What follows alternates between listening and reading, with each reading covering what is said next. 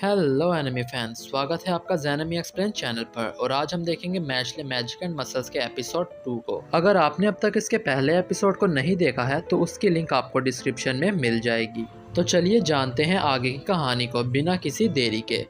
Episode 2 की शुरुआत में मैशले ईस्टर्न मैजिक एकेडमी पहुंच जाता है, जहां का एंट्रेंस एग्जाम बहुत ही ज़्यादा डिफिकल्ट होता है और लगभग 3% स्टूडेंट्स ही यहां सिलेक्ट किए जाते हैं जिनके पास कमाल की मैजिक पावर्स होती हैं। दूसरी तरफ हम प्रोफेसर लूची को देखते हैं, जो कि खिड़की में खड़ा होकर बच्चों को घूर रहा था और कहता है कि ये सब तो काफी जोश में लग रहे हैं और हमें ऐसे ही बच्चों की जरूरत है अपनी एकेडमी में। असल में लूची इस पूरी एंट्रेंस एग्जाम का इंस्ट्रक्टर होता है, पर तभी उसकी नज़र मैशले पर पड़ती है, जो कि वेट लिफ्टिंग की ट्रेनिंग कर रहा था और ब्रैड ने मैशले के चेहरे पर एक ब्लैक मार्क भी बना दिया था। इसके बाद मैशले को देखकर लूची बहुत ही ज़्यादा हैरान हो जाता है। अब मैशले फिटनेस बुक पढ़ने लगता है, जबकि उसे मैजिक की बुक पढ़नी चाहिए थी। अब मैशले की ये सब हरकतें देखकर लूची को बहुत ज्यादा गुस्सा आता है और वो कहता है कि मुझे उम्मीद है कि ये लड़का टेस्ट में सिलेक्ट नहीं हो पाएगा, क्योंकि हमें इस तरह के आलसी लड़कों की जरूरत नहीं है। इसके बाद हम देखते हैं कि मैशले के पीछे ब्रैड और रैग्रो भी खड़े थे, जो कि अंदर यहाँ छुप कर आए थे। इसके बाद लूची अब एक मैजिकल स्मोक से निकलकर बाहर आता है और सभी स्टूडेंट उसको देखकर उसकी काफ़ी तारीफ करने लगते हैं, जिसे सुन लूची बहुत ज़्यादा खुश हो जाता है और वो अपने मैजिक की मदद से उन सब के लिए कुछ डेक्स क्रिएट करता है, जिन पर हम देखते हैं कि कुछ पेन और पेपर भी पड़े हुए थे। अब मैशले लूची से कहता है कि तुम्हें पहले ही डेस्क तैयार रखनी चाहिए थी, जिससे सभी का टाइम बचता। अब लूची को और भी ज्यादा गुस्सा आने लगता है, पर वह मन ही मन में सोचता है कि ये लड़का तो वैसे भी टेस्ट में फेल होने वाला है और इससे बोल के क्या फायदा। अब जब सभी स्टूडेंट क्वेश्चन पेपर देखते हैं तो वो सभी बहुत ज्यादा हैरान हो जाते हैं, ये देखकर के सारे क्वेश्चन इधर उधर भाग रहे हैं और उन्हें पढ़ पाना बहुत ही ज्यादा मुश्किल था। इन सब के बाद अब लूची स्टूडेंट से कहता है कि आपको इन सभी क्वेश्चंस को सही फॉर्म में अरेंज करना है, तभी आप अगला राउंड खेल पाओगे। इन सब बातों के बाद अब मैशले को कुछ समझ नहीं आ रहा था कि वो क्या करे और वो गुस्से में अपनी पेंसिल को तोड़ देता है, जिसकी वजह से वो लेटर्स डर जाते हैं और अपने आप ही प्रॉपर फॉर्म में अरेंज हो जाते हैं। अब मैशले अपनी क्वेश्चन शीट जो है लूची को दिखाता है, जिससे लूची देखकर भी काफ़ी ज़्यादा चौंक जाता है। अब मैशले एक भारी से पत्थर को अंगूठे से उठाता है, जिससे सभी को देखकर लगता है कि वो ये मैजिक से कर रहा है और वो अपने बाकी सारे टेस्ट भी अपनी ताकत से ही पास कर लेता है। लूची अब और भी ज़्यादा डिफ़िकल्ट टेस्ट रखता है और वो अपने मैजिक से एक मेज़ क्रिएट कर देता है और सभी से कहता है कि उनके पास सिर्फ 30 मिनट हैं इस पूरे मेज़ से बाहर आने के लिए। अब मैशले को यहाँ लेमन नाम की लड़की मिलती है, जो कि उससे कहती है कि क्या हम दोनों साथ में काम कर सकते हैं ताकि हम मेज से जल्दी बाहर निकल पाएं। अब मैशले को इस बात से कोई प्रॉब्लम नहीं होती और वो हाँ कर देता है। इसके बाद अब लेमन रास्ते में कई सारे ट्रैप्स में फंस जाती है, जिससे कि उन दोनों का बहुत ज़्यादा टाइम वेस्ट होता है। अब आखिर में लेमन धोखे से मैशले के ऊपर जादू करके उसे कैद कर देती है और मैशले से कहती है कि मेरी बहुत बड़ी मजबूरी है, इसलिए मुझे तुम्हें यहाँ पर रोकना पड़ रहा है ताकि तुम ये राउंड जीत ना पाओ। हालांकि मैशले को इन सब बातों से कोई फर्क नहीं पड़ता और वो बड़ी ही आसानी से कैद को तोड़कर आज़ाद हो जाता है और लेमन से कहता है कि माफ़ करना, मैं भी यहाँ पर रुककर टाइम वेस्ट नहीं कर सकता और मुझे जल्द से जल्द इस राउंड को कंप्लीट करना है। मैशले फिर वहाँ से चला जाता है और लेमन कुछ नहीं कर पाती, लेकिन तभी लेमन के पीछे एक बहुत बड़ा मॉन्स्टर आ जाता है, जो कि बहुत ही डरावना था। वो मॉन्स्टर अब लेमन से एक पहेली पूछता है, वो कौन सी ऐसी चीज है जिसके सुबह में 4 पैर होते हैं, दोपहर में 2, लेकिन रात में 3 पैर होते हैं। लेकिन लेमन अब इस पहेली का जवाब नहीं दे पाती, इसलिए अब वो मॉन्स्टर लेमन को पनिश करने लगता है।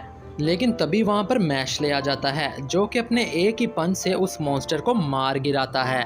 लेमन अब ये सब कुछ देखकर काफ़ी ज़्यादा हैरान हो जाती है और वो मैशले से पूछती है कि तुम आखिर मुझे बचाने क्यों आए, जबकि मैंने तो तुम्हें धोखा दिया था। जिसके जवाब में मैशले लेमन से कहता है कि अगर मैं तुम्हें इस हालत में छोड़ के चला जाता तो बाद में मुझे पछतावा होता कि मैंने तुम्हारी मदद नहीं की, इसलिए मैं तुम्हें बचाने चला आया। ये सुनकर लेमन मैश पर फिदा हो जाती है। इसके बाद लेमन मैच से कहती है कि वो इस मेज से कैसे बाहर निकलेंगे, क्योंकि उनके पास अब बहुत कम टाइम बचा हुआ था। दूसरी तरफ मेज के बाहर लूची बहुत ही ज़्यादा खुश हो रहा था, क्योंकि उसे लग रहा था कि मैश मेज के अंदर ही फंस चुका है। लेकिन तभी उसे दीवारें टूटने की आवाज़ सुनाई देती है और वो देखता है कि मैश मेज़ की सारी ही दीवारें तोड़कर वहाँ से बाहर निकल आया था और उसके साथ लेमन भी थी। सभी स्टूडेंट्स कहने लगते हैं कि मैश ने चीटिंग की है और इस तरह सभी दीवारें तोड़ना रूल्स के खिलाफ है। ये सब सुन मैशले को भी काफ़ी बुरा लगता है और वो सोचता है कि हाँ, मुझे घर जाना चाहिए क्योंकि ये सभी टेस्ट पास करना मेरे बस की बात नहीं है। लेकिन वहाँ तभी लेमन सभी स्टूडेंट्स को चुप कराते हुए कहती है कि ये सब मैशले की गलती नहीं है, बल्कि मैंने ही उसे फंसाने की कोशिश की थी। जिस पर लूची उसे बहुत रोकने की कोशिश करता है ताकि वो सबके सामने सच ना बताए, क्योंकि असल में लूची ने ही लेमन को मैशले का रास्ता रोकने के लिए कहा था, जिसके बदले में वो लेमन को टेस्ट में पास करने वाला था और लेमन को भी स्कूल में एडमिशन चाहिए था क्योंकि उसकी फैमिली काफ़ी ज़्यादा गरीब थी और सबकी उम्मीद उसी पर टिकी हुई थी। इसीलिए उसने मजबूरी में इतना बड़ा कदम उठाया था। अब लेमन सबके सामने सब कुछ बता देती है और कहती है कि मैशले ने उससे शादी के लिए भी प्रपोज किया है, जबकि मैश ने तो कुछ ऐसा बोला ही नहीं था। अब इसके बाद लूची को बहुत ज़्यादा गुस्सा आ जाता है और वो लेमन और मैशले दोनों से कहता है, मैं तुम दोनों को टेस्ट से बाहर निकाल रहा हूँ और हिम्मत है तो मुझसे लड़ो। जिसे सुनकर मैशले लूची की मैजिक स्टिक को ही तोड़ देता है। लेकिन तभी वहाँ पर हेडमास्टर वोलबर्ग आ जाते हैं और वो सबसे कहते हैं कि यहाँ से आगे फाइनल इंटरव्यू मैं खुद लूँगा।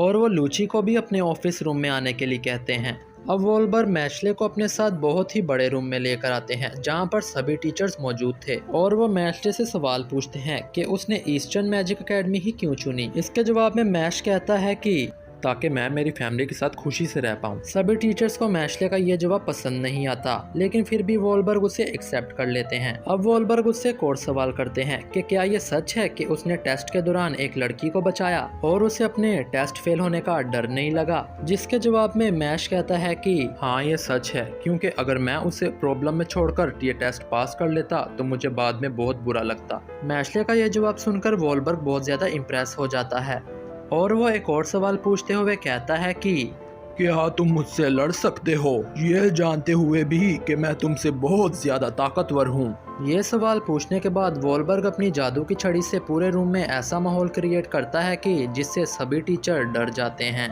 अब वोलबर्ग मैश से कहता है कि इस डोल में तुम्हारे सबसे पसंदीदा इंसान की आत्मा कैद हो जाएगी। ये चाकू धीरे धीरे इस डोल की तरफ बढ़ेगा।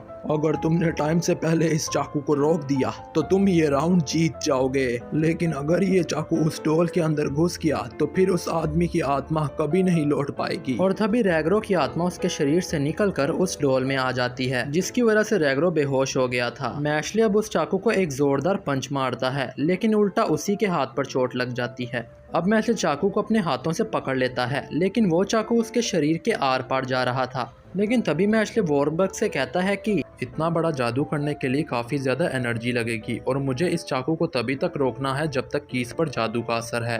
वोलबर्ग काफ़ी ज़्यादा इम्प्रेस हो जाता है और वो अपने जादू का असर भी ख़त्म कर देता है, जिससे उस डोल के अंदर से भी रैग्रो की आत्मा निकल जाती है और रैग्रो वापस जिंदा हो जाते हैं। वोलबर्ग अब मैशले से माफ़ी मांगते हुए कहता है कि मैं तुम्हें बिल्कुल भी चोट नहीं पहुंचाना चाहता था, लेकिन तुम मेरे टेस्ट में पास हो गए हो। और इसी के साथ मैश का मैजिक स्कूल में एडमिशन हो जाता है।